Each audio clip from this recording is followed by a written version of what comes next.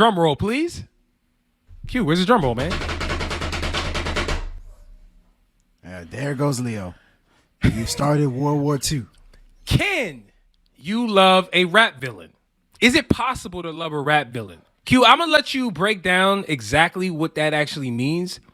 I know what you mean, but I want you to explain it to the people because the people don't know what you mean. Come on, man. So, give it to me. So, young man, Simmons, Mr. Simmons. Hey! I got mental issues. Okay, you can, please take it easy on me. I'm just saying. Stop! Hey, stop it, Skip! Come on, Skip. Stop. Listen. I'm just saying, take it easy on me. All right. Stop it. I got my jersey backwards. Please. Come on, Skip. There's a reason for that. I'm disoriented. Can't you tell? Skip. Come on, Skip. I feel like in hip hop more than the past. Well, historically, right, in hip hop. There's a lot of rappers that have been playing the villainous role, right? Like if you take a look at, in the past, DMX, God rest his soul, DMX was barking on tracks. DMX was like, get at me. Like he was ready for war. Like he was ready for all that, and I think DMX enjoyed being that villainous figure, and as we look at, some of the rappers today,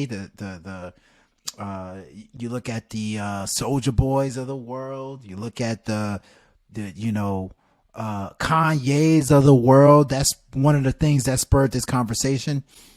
And it's like, in one sense, you may not agree with some of the things that they're doing. Hell, some of the things they're doing might be unholy, but it seems like they're getting even more popular the more villainous they become. The Baby, another person. The Baby who has embraced the idea of being the bad guy. Who has openly said, like, I will hurt you if you do anything to me, So, as time has gone by, as cancel culture has permeated through the waves, has that kind of deterred you? Let me ask you personally, Ooch. Has that deterred you from people's music as of late, especially as you've gotten older these last couple of years, especially as there's a huge catalog now of artists that you can choose to listen to? Has some of the behavior of rappers and R&B artists and country music stars and all that deterred you from their music? Because I do think it's getting harder and harder to kind of push aside the person's personality and what they've been doing in their personal life in the music that they make. No, I think, when you brought this topic up, the first question I had for you was, well, it depends on why they're a villain. That's how I look at it. I'm gonna be honest with you.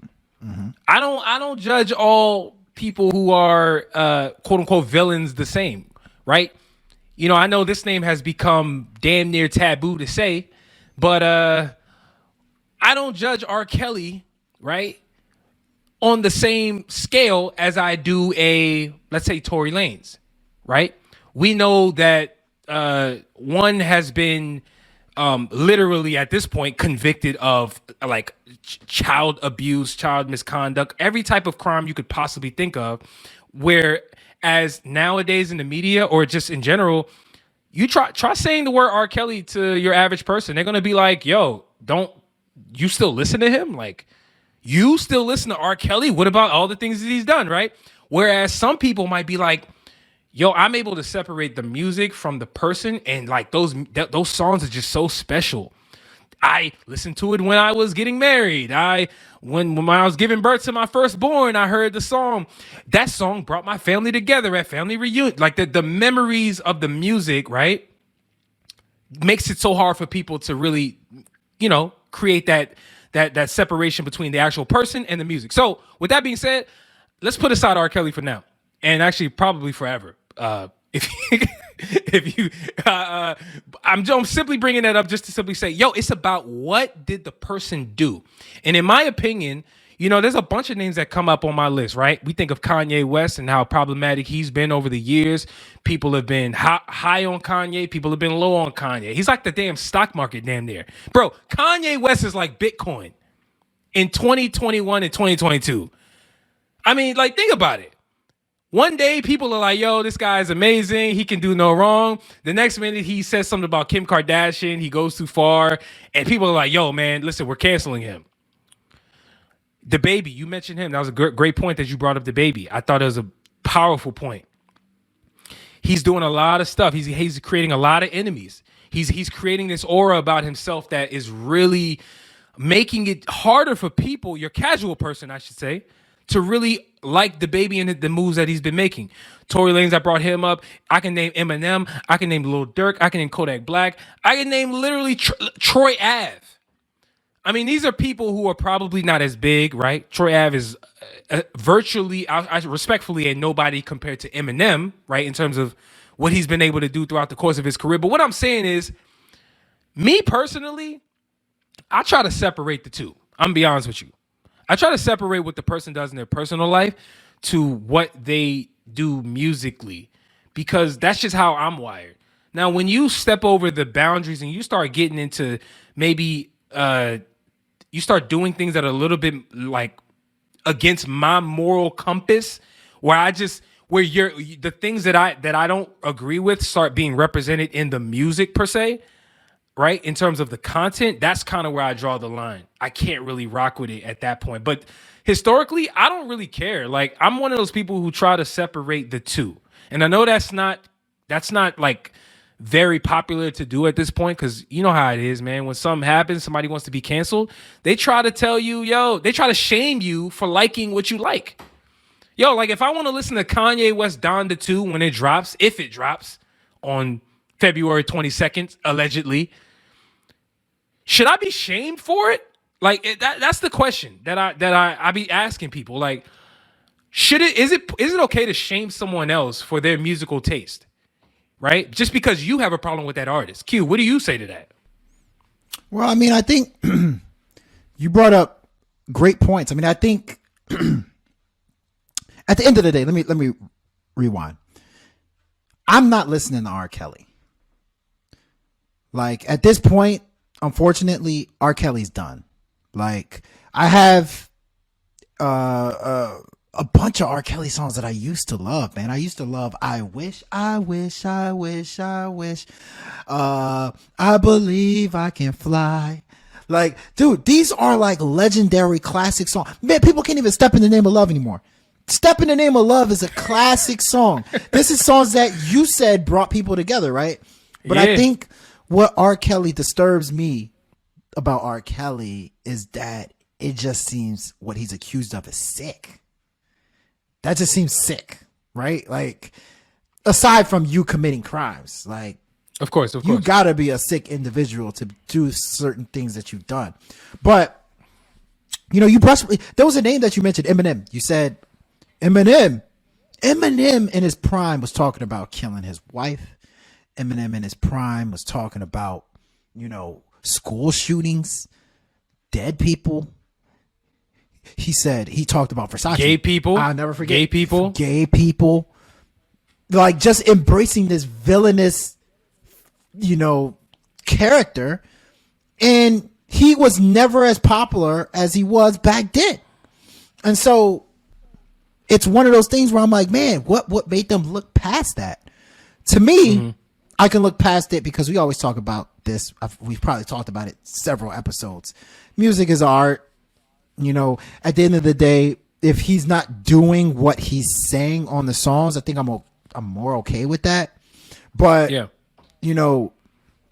At a certain point, I bring up this topic. We gotta just address the elephant in the room. I know this is not planned, and let's do it. We try to skate. I try to skate away from conversations like this. We won't get into detail, but let's do it. Kanye West in the last couple of months, not months, let's say past couple of days, has been, kind of erratic, kind of doing some crazy stuff on Twitter and Instagram that I do think is toxic.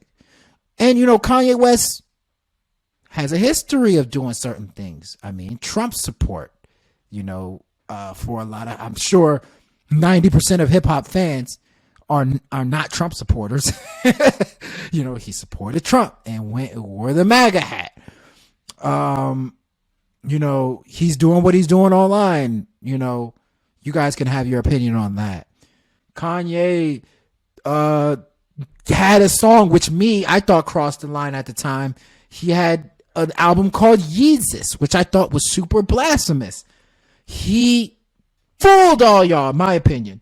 I'm going to say he fooled y'all. I said this in episode 100 and something. I said, remember you asked me, you said, you think Kanye really changed? He's talking about, he found God and he's Christian and, all this stuff. I said, I don't believe it. I just don't believe it. Not that can't happen, but I was just like, Kanye's Kanye. Like he loves himself. He got to where he got to because of how much he loves himself and who he is.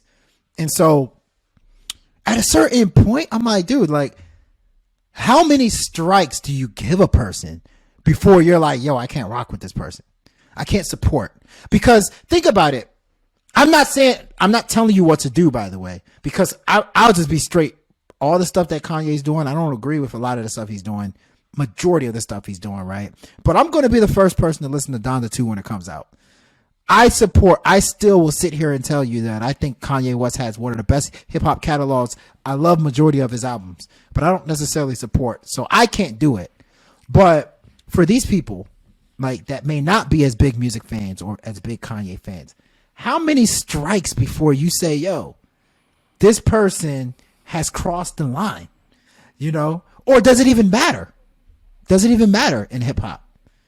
And so, is that a problem that we have where we're just kind of letting our music artists just do whatever they want and like forgiving them for all the stuff that we do, all the stuff that they do, so I just wanted to bring that up. I thought it was interesting because at this point, we can pretty much let hip hop artists run us over with their car as long as they're making good music. I think it's gotten to that point. So, yeah. No, you're right. This is the last thing I'll say because I do want to move on. Keep it relatively brief on this topic. In terms of like the whole Kanye situation going on, man. At the end of the day, the one thing that I would say about Kanye is that he, to me, has shown that he is no different than what people used to accuse Kim Kardashian of, which is being a media, trying not to use the word I really want to use, but being a media whore. I'm just gonna say goat. It's like media whore. Okay. We just gonna call it what it is. Like somebody who wants to stay in the media, who understands the power of marketing, who understands the power of when their name is in the conversation, it drives everything that they're doing. Their brand drives the music, it drives the clothes, it drives the lifestyle, it drives everything. Think about how long we've heard of him and Julia Fox. I mean, like they trying to push that whole relationship down our throat, whatever it is that is for the longest. Me personally, I don't care about that. Me neither. But there's a ton of people who care about that gossip, entertainment, that clout-based news, right? And I think that Kanye has tapped into that type of space that I think people in 2022 really care about. But you know what I'm saying? For right or for wrong, like he's tapped into an area that me personally I may not gravitate to, but the man has opened up he's opened it up. But he's opened up Pandora's box in my opinion. He's embraced, which my whole point is he's embraced being a villain, which it happens. Sure. Like in basketball, it happens all the time in basketball. Like, there's people when they play a road game, right? Like let's say Kevin Durant plays a road game. Like at a certain point, he just embraced the fact, okay, y'all all hate me. Watch what I'm about to do. I'm about to destroy y'all hearts, hitting this jump shot. I don't care what y'all think, whatever, blah, blah, blah, blah, blah. It's like this embrace. Absolutely. And I think in a certain sense that's what makes them more popular. Kanye West, I think, is more popular today because he's embraced this villainous figure. But it's like, Absolutely. as you, and this is legit a question, how do you feel about, you know, your favorite musician embracing a villainous figure, like a villainous character? You know, is it something You know you what? care As you about? were talking, as you were talking, again, I think it depends on the artist. And I swear this is the last thing I'll say. One name we forgot to mention, very important name that we left out completely. 50 Cent. Oh yeah, I remember forgot about that. remember when Forgot 50 about Cent that. came into the game? Yeah. You want to talk about rap villain? Everybody hating Yeah. him. He going at everybody's neck. Yeah. Me as a fan, a kid listening to that, I Loved it, right? every second you loved of it. You loved it. Loved every So it's second. I'm like- like, yo, that's my guy. Go ahead and go. Yeah, that's what I'm talking about. Yeah, tell them they ain't shit. He ain't care. Like I thought it was amazing, right? And so it's up to y'all, man. What do you guys think is the breaking point? How do you guys judge your favorite rap villain? Because I know we all got one. We all got one. We all got one. And it's completely a question. It's up to y'all. I'm gonna still listen to Kanye. I'm still gonna support his music, but I do not Absolutely. support what he's saying on Twitter. I'm not. Hey, no hablo inglés.